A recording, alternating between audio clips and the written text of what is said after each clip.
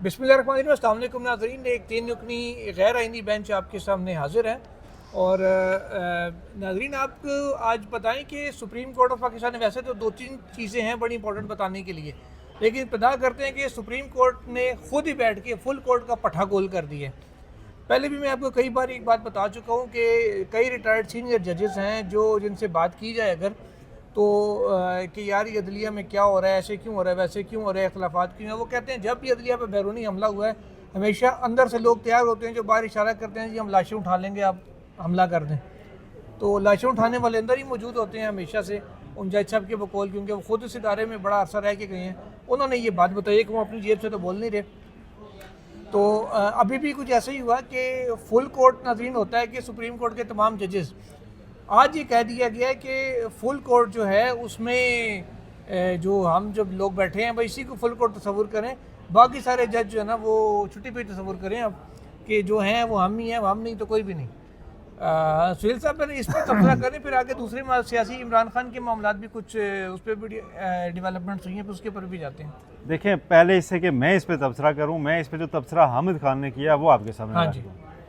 Senior कानूनदान Hamid Khan, उनके सामने मैंने ये सवाल रखा, वो तो प्रेस कॉन्फ्रेंस कर रहे थे अभी, और उन्होंने ये कहा कि ये आईनी बेंच 26वीं आईनी तरमीम का मुकदमा सुन भी नहीं सकता, उसे फुल कोर्ट ने सुनना है। तो मैंने कहा सर वो तो कह रहे हैं कि फुल कोर्ट हम ही हैं, हम साथ ही आप फुल कोर्ट हैं। तो इस पर उन्होंने कहा जी अगर वो ये कह रहे हैं तो ये गैर आईनी है, उनका ये कहना भी गैर आईनी है। और फिर उन्होंने कहा अब मैं खुल के ये कहता हूँ कि उनके पास ये स्टेटस नहीं है, वो खुद बैठ के ये डिसाइड नहीं कर सकते कि बाकी सुप्रीम कोर्ट जो है वो नल एंड वाइड होगी। अच्छा, अब आते हैं आगे। ये बात टेक्निकली दुरुस्त मालूम होती है, इसलिए जो 26वीं आईनी तरमीम है उसमें ये तो कहीं लिखा ही नहीं कि बाकी जो सुप्रीम कोर्ट के जजेस हैं वो अब काउंटिंग में भी नहीं आएंगे, वो इनविजिबल हो गए हैं। हाँ जी। सुप्रीम कोर्ट की डेफिनेशन चेंज नहीं की गई। सुप्रीम कोर्ट अभी भी चीफ जस्टिस एंड ऑल जजेस ऑफ सुप्रीम कोर्ट है, उसको आप 17 रखें या 34 रखें। तो सुप्रीम कोर्ट की फुल कोर्ट का मतलब तमाम जजेस पर मुश्तमिल सुप्रीम कोर्ट का बेंच ही होगा। 7 को ये इख्तियार आइन ने नहीं दिया, उसमें ये टेक्स्ट लिखा हुआ नहीं है, और अगर ये आइनी बेंच उसमें ऐसी कोई चीज़ शामिल करेगा तो इसको हम उसी पैमाने पे रखेंगे जिसमें हमने आर्टिकल 63 का जस्टिस मुनीब अख्तर का फैसला परखा था। उससे आगे पीछे इसको नहीं किया जा सकता, क्योंकि ये आइन में अपनी तरफ से चीज़ें डालने वाली बात होगी, और ये कोई तशरीह का मामला भी नहीं है, ये बिल्कुल अपनी तरफ से चीज़ डालने वाली है। वो 63 तो फिर ये था ना कि उसमें उन्होंने कहा जी कि विजडम क्या है, विजडम ये था पार्लियामेंट का, ये 63 का कि जी हॉर्स ट्रेडिंग रोकी जाए। तो उस विजडम के करीब तर फिर ये है कि हॉर्स ट्रेडिंग का रास्ता पक्का बंद कर दें, इसको गिना ना जाए। यहाँ तो ऐसी चीज़ ही नहीं है, यहाँ तो विजडम का क्वेश्चन भी नहीं है, ऐसी कोई शिक शामिल ही नहीं हुई कि फुल कोर्ट कौन होगा कौन नहीं होगा। उसमें सिर्फ ये कहा गया कि आइनी मैटर्स आइनी बेंच सुनेगा।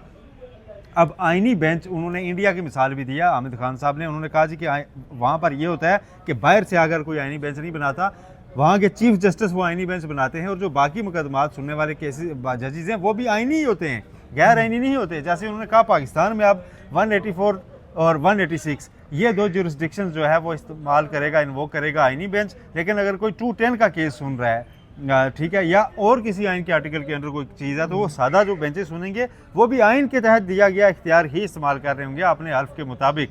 तो लिहाजा उनको गैर आइनी नहीं कहा जा सकता, और उनको आप फुल कोर्ट से माइनस नहीं कर सकते। मेरा ख्याल है ये एक बड़ी कंट्रोवर्सी आज जनरेट कर दी, लेकिन थैंक्स टू देम कि उन्होंने पेशगी बता दिया। अब कम अज़ कम जो मखसूस नशिस्तों वगैरह का मामला है, जो फुल कोर्ट की जजमेंट है, उसको अगर ये अपने पास लगाना चाह रहे हैं जी कि हम वो फुल कोर्ट का फैसला आप 7 जजेस बैठ के सुन लेंगे, और उसमें तो अक्सरियती फैसला भी 8 जजेस का है, तो वो अब एक तनाज़ा बन जाएगा, ऐसा नहीं होगा। और अब मेरा ख्याल है अब भी अगर सुप्रीम कोर्ट के चीफ जस्टिस जनाब यहिया अफरीदी नहीं बोलते और बाकी जजेस नहीं बोलते, उनको माइनस कर दिया, वो आज से सुप्रीम कोर्ट के जज नहीं हैं फॉर फुल कोर्ट भी, तो फिर वो क्या है?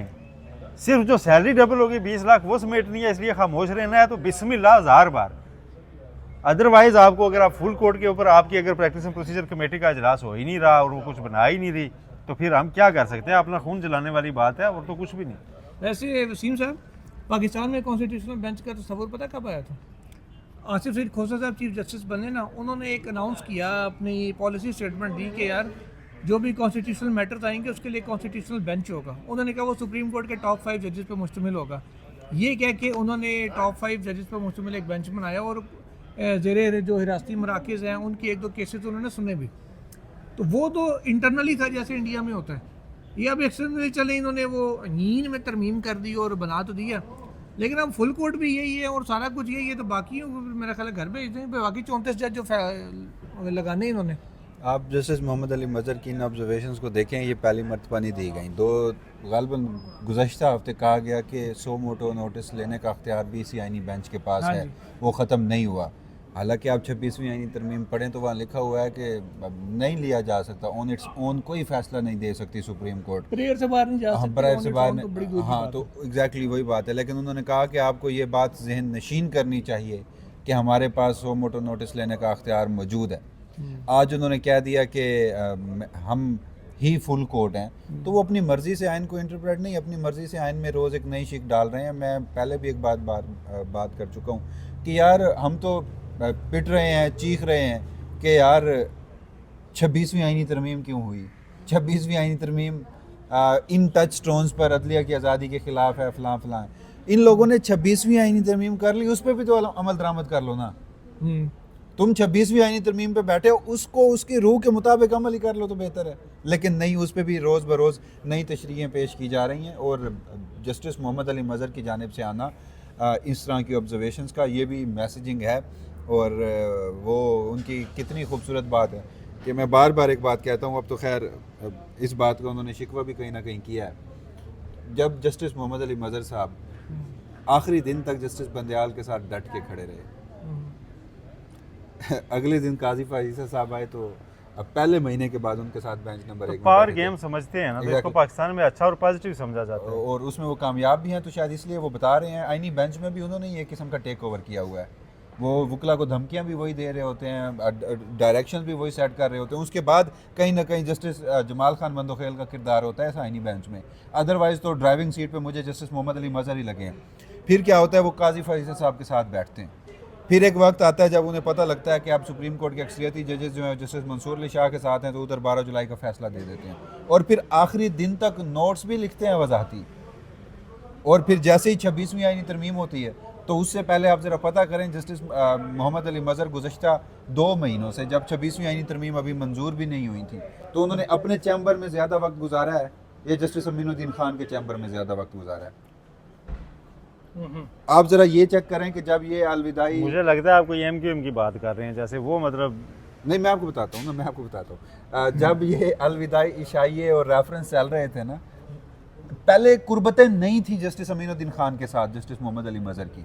फिर अचानक से इतनी कुर्बतें कि आप कोर्ट रूम से बाहर निकलकर, मैं इंफॉर्मेशन की बुनियाद पे कह रहा हूँ, आप कोर्ट रूम से बाहर निकलकर अपने चैम्बर में भी नहीं जाते, आप जस्टिस अमीनुद्दीन खान के चैम्बर में जाते हैं। और फिर ये रोज़ की प्रैक्टिस बन जाती है। और फिर इन्होंने एक मिनट ठहरिए, इन्होंने उस फैसले पर साइन कर रखे हैं इसमें कहा गया है कि जस्टिस अमीनुद्दीन सुप्रीम कोर्ट के जज नहीं रह सकते। जी हाँ, इसीलिए तो मैं चीख रहा हूँ। फिर आगे बढ़िए। फिर जब ये अलविदाई इशाइये रेफरेंस फुल कोर्ट ये सब कुछ चल रहा होता है, तो जस्टिस मोहम्मद अली मज़हर अपने स्टाफ के साथ ट्रैवल नहीं करते, वो जस्टिस अमीनुद्दीन खान के साथ ट्रैवल करते हैं। और फिर क्या होता है कि जिस रोज़ आइनी बेंच बनता है, तो उसमें जस्टिस मोहम्मद अली मज़हर का शामिल होना मेरे लिए कोई हैरान कुन बात नहीं थी।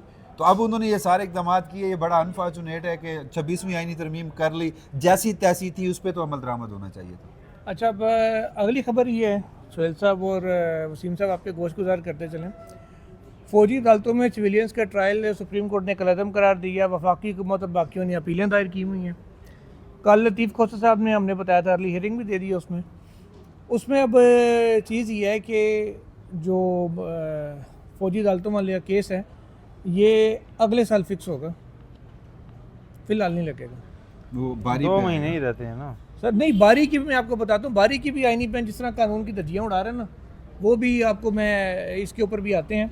वो इसलिए कि नाज़रीन, अगले साल क्यों लगेगा कि नवंबर में ये आइनी बेंच बना, ठीक है, इनकी तकर्री हुई आइनी बेंच की, और 2 महीने के लिए बेंच बना, नवंबर दिसंबर के लिए।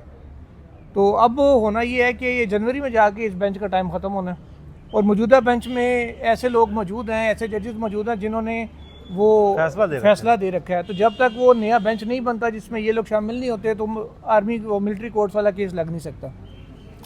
दूसरा, ये जो कानून की मैंने कहा ना आइनी बेंच धज्जियाँ कैसे उड़ा रहा है, वो ऐसे है कि इन्होंने ये कहा था, हमें जो प्रैक्टिस एंड प्रोसीजर में तरमीम करके लिखा गया वसीम साहब, और ये कहा गया कि जो केस पहले आएगा वो पहले टेकअप होगा। उन्होंने पहला केस लगा 1993 का, ये बताने के लिए देखें जी हमने तो बिस्मिल्लाह ही कहाँ से की है। अब उसके बाद से नाज़रीन क्या हो रहा है ये देखें कि 2024 के भी केसेस लगे हैं। हाँ जी, ठीक है, आज भी लगे हुए थे। आर्मी चीफ की तैनाती वाला महमूद हसन नकवी साहब नहीं आए, खारिज हो गया। इंतखाबात के केसेस लग रहे हैं, ये सारे वो हैं जो 2024 के केसेस हैं। सुहेल सर, कितने केस हमने 2-3 दिन में पिछले कवर किए हैं आईनी बेंच के, 2023 के 2024 के लगाए ना केस इन्होंने, रूटीन सेट किया। अब मुझे एक बात बताएं, अरशद शरीफ शहीद का केस सो मोटो वो इन सारे मुकदमात से पहले का है। अगर प्रैक्टिस एंड प्रोसीजर कानून पे आप चल रहे हैं फर्स्ट इन फर्स्ट आउट पे, तो वो केस अब तक क्यों नहीं लगा? फिर नहीं चल रहे सर, उस पे किधर चल रहे खुद ही हैं? वो धज्जियां किसने उड़ा कहा? रहे हैं कानून की। ऐसा नहीं है कि उस पे चल रहे हैं, बाद के केसेस लग गए हैं, कई सारे मिक्स लग रहे हैं, ऐसी कोई बात नहीं है। फर्स्ट इन फर्स्ट आउट ये कोई बात ही नहीं है, ये खाली एक कंप्लीट। ये जो केस नहीं लगाना ना, जो केस नहीं लगाना उसको करने के लिए टोपी ड्रामा ही। केसेस की इम्पोर्टेंस होती है। सबसे इम्पोर्टेंट केस अगर अदलिया में मुदाखलत का है तो उसको उठाए रखना कि हम 26-27 में सुनेंगे, ये तो कोई बात नहीं है। ठीक है, इस आईनी बेंच के ऊपर सबसे पहला बर्डन जो था ना, वो कम अज़ कम ये एक ऐसा केस सुनते कि जिसमें पता चला कि नहीं यार हम तो इंडिपेंडेंट हैं, जुडिशरी कंप्रोमाइज़ नहीं हुई। आईनी बेंच आया, हम भी यहाँ खड़े हो कहते यार नहीं यार देखें ऐसा नहीं है, जजेस हैं आखिर, बिल्कुल। वो सुप्रीम कोर्ट कोई बैठ के ये रिमार्क्स भी देते ना जी कि हम फुल कोर्ट भी हैं। उनकी काज लिस्ट ना फॉलो करना, चीफ जस्टिस की बनाई हुई, आम साइलिन के केसेस छोड़ देना, स्पेशल बेंच का स्टेटस है इनका और सुबह 9:30 बजे बैठ जाना जो 11:30 के बाद हुआ करता था, और फिर मुसलसल अपनी डेट्स भी देना शुरू कर देना, और वाज़े पैगाम दूसरी साइड की जी अब आप कुछ भी नहीं है। अब अमलन ये कह रहे हैं जी कि हम जो आईनी बेंच है ना, असल में सुप्रीम कोर्ट हम हैं, और वो तो उनकी बॉडी लैंग्वेज देखें यार। देखें एक और ये चीज़ साथ भी ही बात करना इस्लामाबाद ज़रूरी पुलिस के है। आला अफसरान जो है इस वक्त सुप्रीम कोर्ट पहुंच गए हैं। एक और बात जी, करना जी, भी जी, ज़रूरी है, जी, जी। जो गुज़श्ता दिनों से रशीद साहब हम बात कर रहे थे, आज 1-2 केसेस ऐसे भी थे जो जस्टिस मंसूर अली शाह ने आईनी बेंच को भिजवाए थे, वो इन्होंने वापस भेज दिए। हाँ जी, उन्होंने कहा सादा ही सुने, कांडे वाले नहीं हाँ, सुने। उसमें जस्टिस मोहम्मद अली मज़हर ने क्या रिमार्क्स दिए वो बड़े अहम तरीन है। जो अभी अब बात कर रहे थे ना कि वो तो उस 8 रुकनी फैसले पर सिग्नेटरी हैं जिसमें अमीन के कंडक्ट पर सवालात उठाए गए थे, तो वो उस 8 रुकनी बेंच के सिग्नेटरी हैं जस्टिस मोहम्मद अली मज़हर। तो जो उन 8 रुकनी बेंच के फ़ैसला लिखने वाले अथर जज थे जस्टिस मंसूर अली शाह, आज उन्हें ये बात समझाई गई है, एक अदालत से ये बताया गया आईनी बेंच से बैठ के कि हर केस जो है वो आईनी बेंच को ना भेजा करें, जी जी, देखा करें उसमें अगर उसमें किस हद तक आईनी नौयत के सवाल हैं। हाँ देखें आइन पढ़ाया जा रहा है ना पढ़ाया जस्टिस जा मंसूर रहा अली है। शाह को। अब इसमें मुझे एक बात बताइए, रेगुलर बेंच ने आईनी बेंच को भेज दिया, आईनी बेंच ने वापस रेगुलर को भेज दिया। कुछ मुकदमात ऐसे हैं जैसे वो नेशनल लॉजिस्टिक सेल था GSU का, उसके जस्टिस मंसूर अली शाह ने जजमेंट रिजर्व कर दिया। वकील चीखते रहे कि जी आप ये मामला आईनी बेंच को भिजवाएं। अब कुछ मुकदमात ऐसे हैं कि दोनों साइड्स कहती हैं हमारे फैसले हैं, लेकिन हमारे- आज हमने इसमें सुने देखें, हैं। इसमें एक अच्छी चीज़ भी है, उन्होंने जैसे भी भेजा है अब ये इख्तियार दे रहे हैं जैसे मंसूर अली शाह को कि वो तय कर सकते हैं और बाकी बेंचेस को मैं वही कि उसी आईनी तरफ है या मामला मैं- नहीं। मैं उसी उनके तरफ सामने इस केस में जो भेजा था ना, उन्होंने पिटिशनर ने कहा था जी कि ये मेरा आईनी मामला है तो भेजें, तो अब अगर उसके ऊपर वो खुद डिसाइड कर दें, आयशा मलिक साहिबा ने कहा ना ये दोनों इंडोर्स केसेस कर रहे हैं जैसे मंसूर अली शाह को जी कि जब उन्होंने कहा था ना कि मैं यहाँ बैठ के डिसाइड कर दूं इस केस को, तो मुझे तो कौन रोक उसी सकता तरफ है? हमें ये काम इसीलिए करना पड़ेगा कि ठीक है, इसको उस बेंच को करना चाहिए। जुडिशल साइड पे प्रैक्टिस एंड प्रोसीजर कमेटी को बैठ के जुडिशल साइड पे एक 5 रुकनी 7 रुकनी या कम अज़ कम उस बेंच, ये जो इस वक्त आईनी बेंच बैठा ना 7 रुकनी, इससे एक लार्जर बेंच बना के substantial question of law decide करना पड़ेगा। एक थ्रेशोल्ड रखना पड़ेगा कि ये मुकदमात आईनी बेंच के पास जाएंगे और ये मुकदमात नहीं जाएंगे। अदरवाइज़ आप देखेंगे कि कुछ मुकदमात ऐसे होंगे दोनों नहीं सुनेंगे और कुछ मुकदमात ऐसे होंगे कि दोनों कहेंगे कि हमारे। वसीम साहब, ये सारी काम उस वक्त होते हैं जो आप बता रहे हैं। मैं इजाज़त चाहूँगा, मैंने कहीं पहुँचना है। अच्छा वसीम साहब, ये थ्रेश होल्ड जो आप बता रहे हैं ना, ये उस वक्त करामत होते हैं कि जब आप एक तरमीम इस नौयत से करते हैं ना कि यार हमने कोई बेहतरी लेके आनी है, तब आप फिर ये सारे काम करते भी हैं। ये माइक लगा लें, जब आपका मकसद ही खाली जो है ना पख डालना हो, तो फिर ये इसी किस्म की चीज़ें नहीं तो छोड़ी फिर ये जाती हैं। Baggage justice Mansoor Ali Shah justice Munib Akhtar के ऊपर आता है ना। चलें, वो तो मुनीब अख्तर साहब जो है वो कमेटी में नहीं है, मंसूर अली शाह साहब कमेटी में है। लेकिन मुझे एक बात की भी अब समझ नहीं आती, 31 अक्टूबर के फैसले की लाश कहीं दफन की गई है? सर, आपने एक भी ये ड्रामा देखा, टर्किश जो सीरीज़ चल रही है मुख्तलिफ, अर्तुगरुल से शुरू हो, उस्मान और फिर आगे असलाउद्दीन अय्यूबी और सुल्तान फातेह महमद, और ये उसमें आपने देखा जब कहीं जंग होती है, जंग करके सारे निकल जाते हैं, जब मर जाते हैं या भाग जाते हैं, और पीछे कभी किसी ने लाश दफनाई है? तो इस लाश में अब बदबू आना शुरू हो चुकी है, उस लाश को दफनाना होगा। अगर नहीं दफनाते तो फिर जस्टिस मंसूर अली शाह और जस्टिस मुनीब अख्तर रिज़ाइन दें, घर चले जाएं। एक फ़ैसला हो चुका था, उस फैसले पर अगर एक शख्स ने अमल दरामद नहीं करवाया तो उसको एटलीस्ट कर्टिसी के लिए यार अगली कमेटी मीटिंग में बैठ के अंडू ही कर लो, मिनट्स ऑफ मीटिंग ही जारी कर दो, वो तो कुछ तो करो। तो फिर अब जस्टिस मुनीब अख्तर कमेटी में नहीं है तो जस्टिस मंसूर अली शाह अचानक से अच्छे बच्चे बन गए हैं, या जस्टिस मुनीब अख्तर भी उन्होंने कहा कि बस ठीक है नौकरी करनी है। मतलब कुछ तो है ना ऐसा, या तो वो किसी एक चीज़ का इंतज़ार कर रहे हैं। अच्छा चलें, एक थोड़ा सा आखिरी टॉपिक पे आते हैं, पॉलिटिकल टच देते हैं। फैसल वावड़ा साहब ने कल रात भी एक टीवी शो में कहा और आज भी उन्होंने सारे जो मुकदमात इमरान खान पे हों, उन्होंने हामिद मीर साहब को कहा कि जी ये तो ऐसे ही जैसे आपने मुझे कॉफ़ी पिलाई, मैं कहा आपने मुझे बारूद पिला दी और पर्चा करा दूँ। इमरान खान में सारे पर्चे ऐसे ही हैं।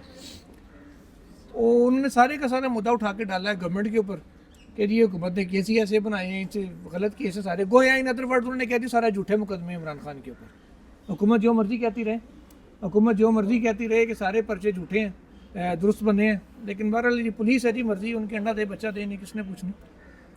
अच्छा, तो अब उन मुकदमात को फेट क्या देख रहे हैं आप?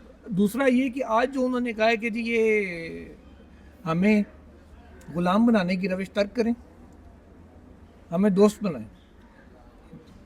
एक बात तो तय है, तो आपको ये 24 नवंबर में उन्होंने कहा जी पानी का बुलबुला या कुछ भी नहीं। ऐसे मैंने भी कल वैसे आपस की बात है, मैंने कल एक दोस्त को कहा था कि मुझे ये 24 नवंबर को फाइनल नहीं लग रहा, इसके बाद एक दो राउंड अभी शायद और हो। देखिए अगर कोई शख्स इसे वाकई फाइनल कॉल समझता है ना, वो दुरुस्त नहीं समझता।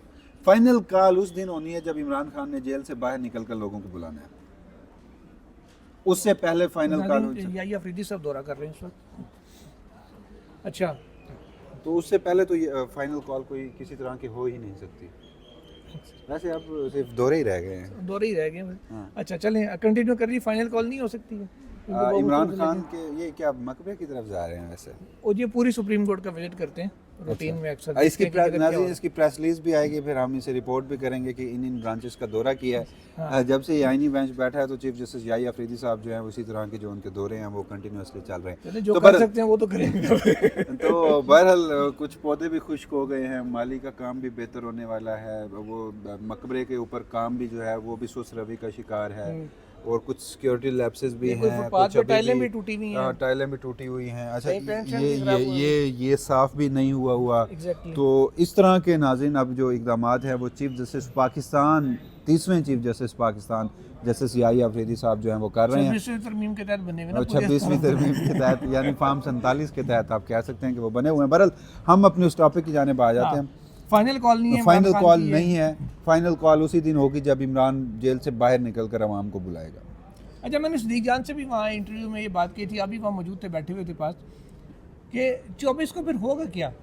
जेल जाके जेल तोड़ के बाहर निकालना, ये तो कुछ तरीका नहीं। मैं आपको बता देता हूँ। देखिए सियासतदान जो है ना वो अनाउंसमेंट्स तो बड़ी बड़ी करते हैं, वर्कर को चार्ज भी करना होता है, इसी का नाम सियासत है। फैसल वावड़ा ने आज कहा कि लेमिन गंडापुर मुज़ाकरात भी चल रहे हैं, वो किसी का पैगाम लेके गए। हाँ, मैं उसी तरफ आ रहा हूँ। मसला एक है जिसे हमें समझने की ज़रूरत है।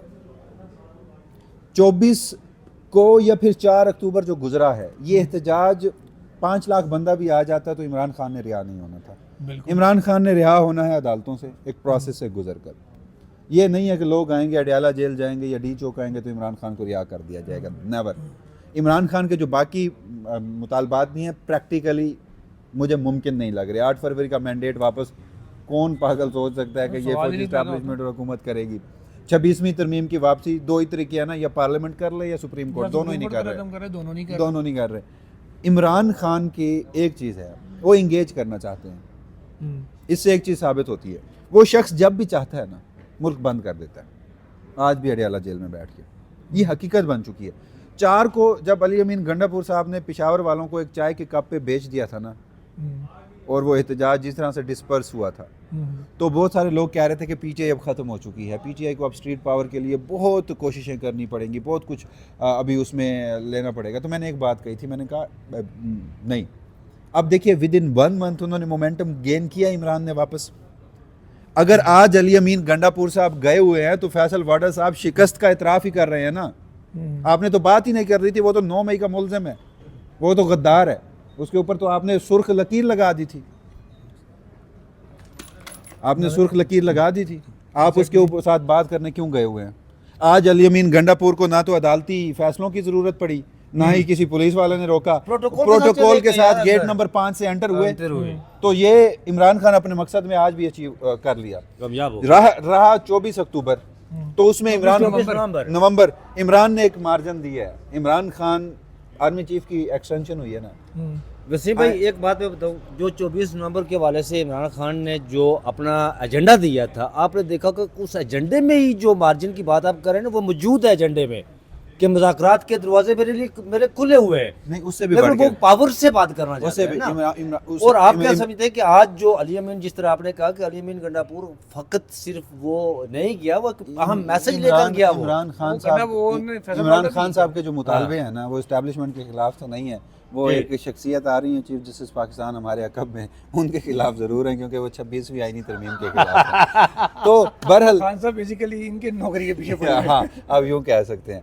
तो इस पर बात की आपने वो फुल कोर्ट के हवाले से जी फुल कोर्ट कर चुके हैं आप रहे सब मसरूफ आदमी, आपका नंबर भी नहीं मिल नहीं, मैं नमाज पढ़ रहा था तो इस वजह से। तो आनिया जानिया ही हैं जी। दौरा मुकम्मल हो गया। अब देखिए चीफ आईनी बेंच में उन्होंने कहा जी कि हम फुल कोर्ट ही है, तो चीफ जस्टिस यहिया अफरीदी साहब अब जो अंदर गए यहाँ पे, वो कहते हैं ना, मेरी बात सुने, वो इमाम दीन का एक शेर है, कोई तन बेचे कोई मन बेचे। अब चीफ जस्टिस साहब क्या बेचेंगे? ये तो यही दौरे करेंगे। जाहिर है वो जो कर सकते हैं वो तो करेंगे, नहीं कर सकते वो नहीं करेंगे। तो नाज़रीन, राय साहब ने बर्नियाड में ज्वाइन किया। राय साहब पे इस पहले से हम जुर्माना करेंगे कि इनका नंबर भी नहीं मिल रहा था। तो आपके तक के लिए इतना ही, फिर इंशाल्लाह मज़ीद खबरों के साथ हाजिर होंगे, कुछ मज़ीद सियासी तजज़ियों के साथ भी। नहीं, वसीम मलक साहब ने आपको अच्छी खबर है, बड़ा अच्छा एनालिसिस करते हैं वसीम मलक साहब। मैं वैसे इनका बड़ा मोतरफ हूँ, बहुत अच्छा एनालिसिस करते हैं वसीम मलक साहब। और लॉजिकली कुछ लोग होते हैं ना जो वैसे ही में आगे पीछे मारते हैं, वो नहीं, वसीम मलक साहब लॉजिकली एनालिसिस करते हैं जनाब। बिल्कुल, मैंने पीछे थोड़ा सा कोई मुका किया था एक चाय का कप हमें सब आप भी चाय पी। चले नाज़रीन, अल्लाह हाफिज़।